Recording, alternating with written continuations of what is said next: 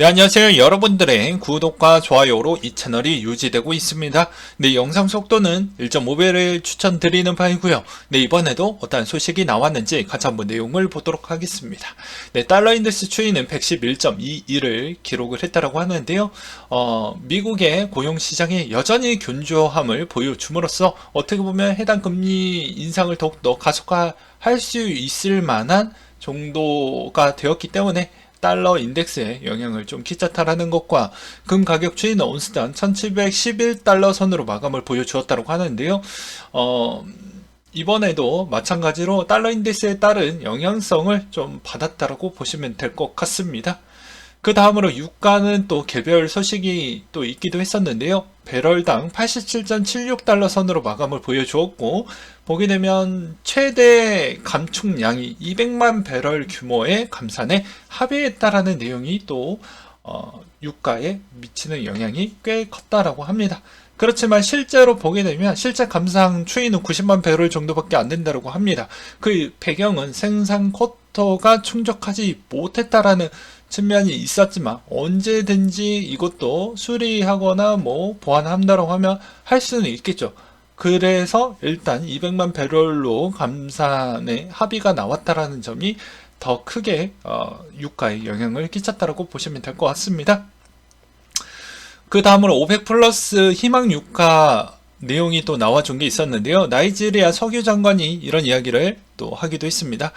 배럴당 90달러 선 정도가 되어야 된다. 뭐 저번에도 입장차를 설명을 드리기도 했었죠. 러시아는 군수 자금을, 사우디는 새로운 시티를 구축하기 위한 비용 측면을 좀 고려를 해야 된다. 그리고 차기 회의에서 11월 달은 건너뛰고 2월부터 6개월마다 우리가 진행을 좀 해보도록 하겠다라고 하는데요. 아무래도 이제는 코로나에 따른 변칙적인 요소가 좀 해소를 했기 때문에 이 개월 조정이 좀 들어갔다라고 보는 게 맞을 것 같습니다.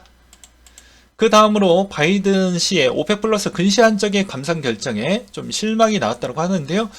아무래도 물가를 잡아야 되고 중간 선거도 있다 보니까 뭐 그런 것 같다라는 생각이 들었고, 전략 비축유도 1천만 배럴 방출을 지시를 했다고 하는데, 그 배경은 우측에 저 하얀색 문구를 보시게 되면 요새 다시 유가가 조금씩 올라가고 있어요. 그렇다 보니까 어쩔 수 없이 계속해서 전략 비축유를 쓰고 있다라는 것을 좀 초점을 맞출 필요성이 있겠고요.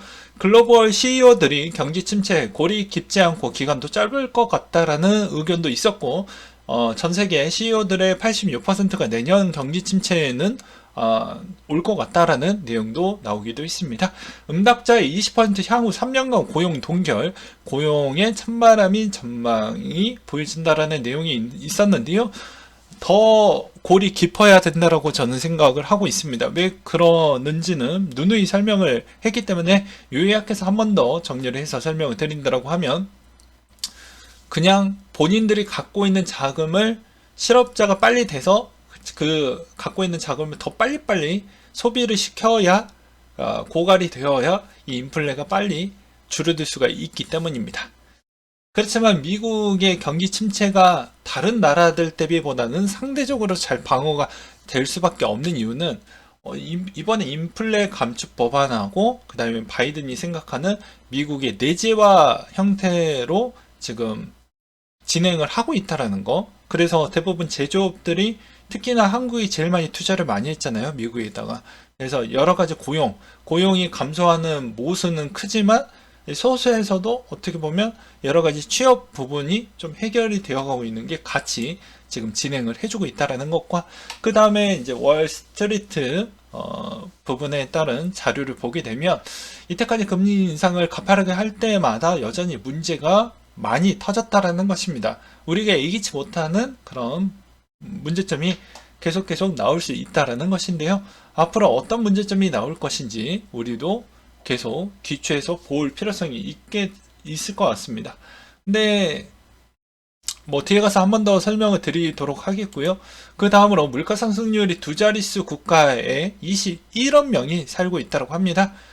그만큼 안타깝지만 지금은 물가를 잡아야 되기 때문에 누군가는 희생이 필요하다라는 점을 좀 알아야 될 것 같고요.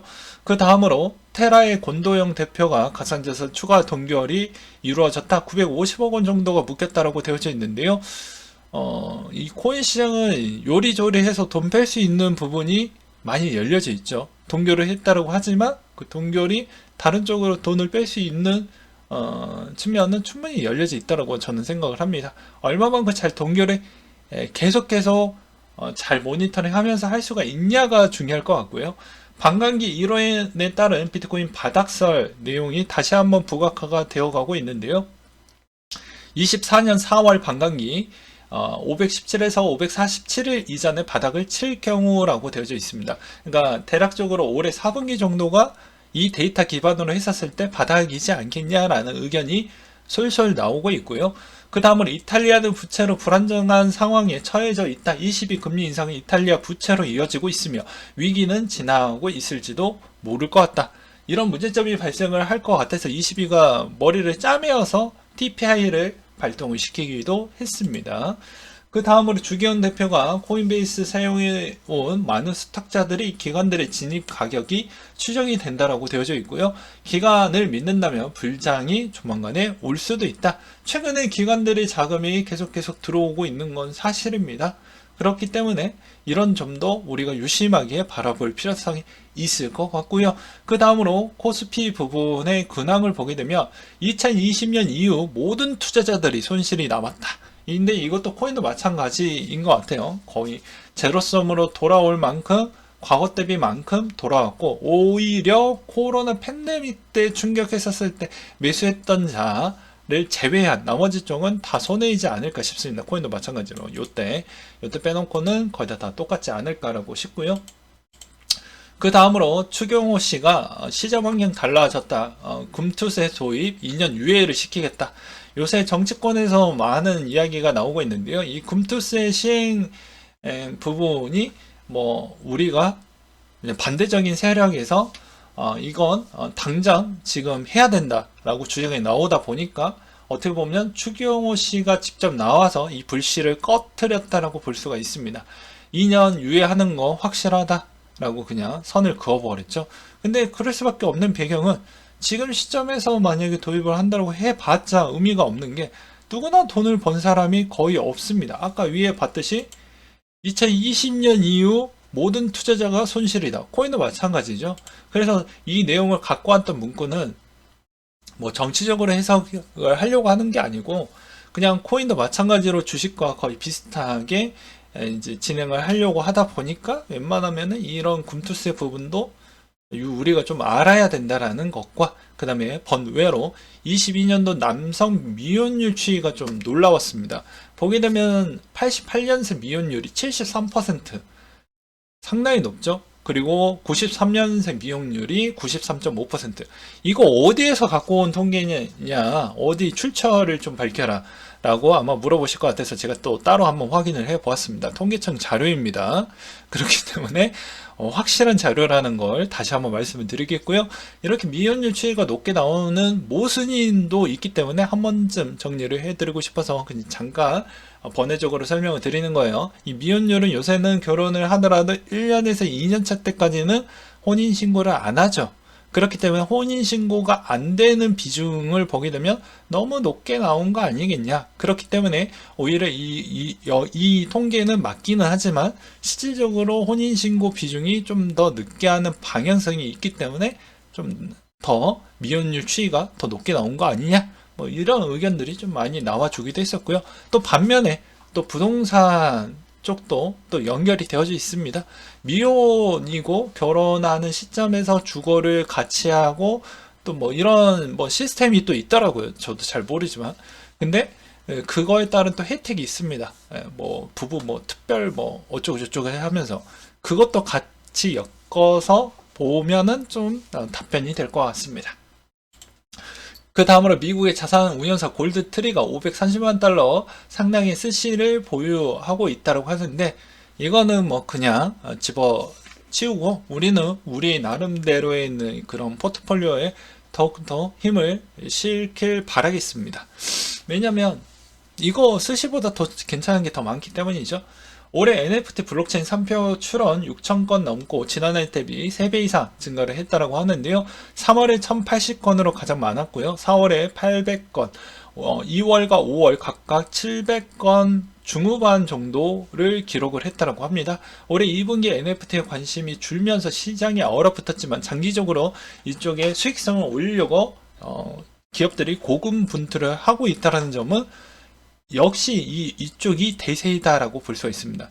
조금 더 풀어서 설명을 드린다고 하면 기업들이 왜 이쪽에 힘을 실려고 하는 배경은 내가 금융 쪽으로 들어가기에는 좀 애매하고 그렇더라고. 이 NFT를 잘 사용을 한다고 하면 이 현금 흐름도가 더 좋아지기 때문입니다. 간단하게 이야기를 하면 내가 보이지 않게끔 현금 흐름도를 가져갈 수가 있기 때문에. 그래서 그것 때문에 하는 것이지 다른 이유 때문에 대기업들이 이쪽에 진출하려고 하는 건 아니다라는 것을 말씀드리고 싶었고요. 바젤 은행감독위원회 전세계 은행 13조 원 암호화폐 보유 추산한다라는 내용이 또 나와주기도 했었는데요. 이들 은행이 보유하고 있는 암호화폐 비트코인 31%, 이더리움 22%, 그리고 나머지 이더리움 관련 파생 상품이 35%에 투자를 하고 있다고 합니다. 그 다음으로 뭐 폴카닷, 에이다, XRP, 라이트코인, 스텔라, 솔라나 순이다 정도로 보시면 될 것 같고요. 최근에 뭐 보게 되면 스테이킹도 진행을 하고 있기 때문에 아무래도 조만간 대부분 어쩔 수 없이 이쪽 시장이 커질 수밖에 없다라고 저는 계속해서 말씀을 드리는 바입니다. 그 배경이 이제 밑에 있는 영국의 연기금 내용과 또 연결적 구도 관계가 있는데요. 영국의 연기금이 2,400조 원 LDI 마진콜 당할 뻔해서 이제 영국 쪽에서 이제 중앙은행이 개입을 해가지고 이걸 어느 정도 방어를 해내기도 했었죠.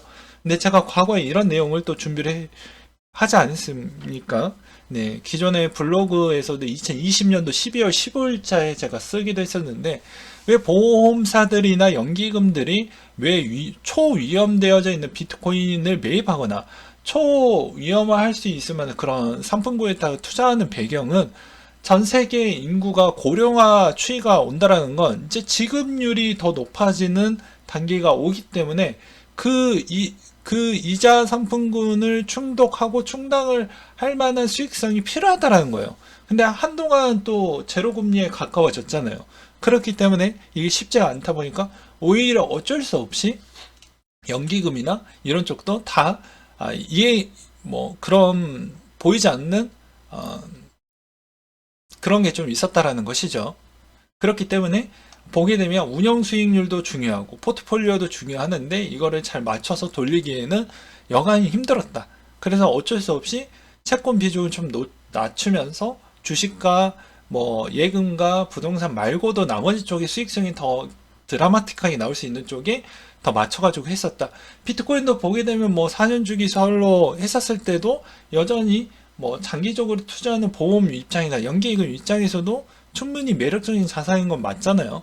100억 원을 투자해도 10배 있으면 1000억 원으로 불어나오는데 그것도 4년이나 5년 지났을 때 그의 성과를 다 꽂히지 않았습니까? 그러니까 운영에 있는 성과에서 그 맛을 보게 되면 헤어나올 수가 없죠. 근데 그럴 수밖에 없습니다.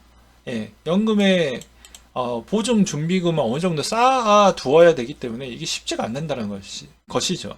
그래서 이것도 엄청나게 많이 다뤄놨는데 뭐 잘 안 보시더라고요. 네. 그리고 수익률에 목마른 연기금이라고 해서 제가 12월 21일자에도 이 글을 엄청나게 많이 썼습니다.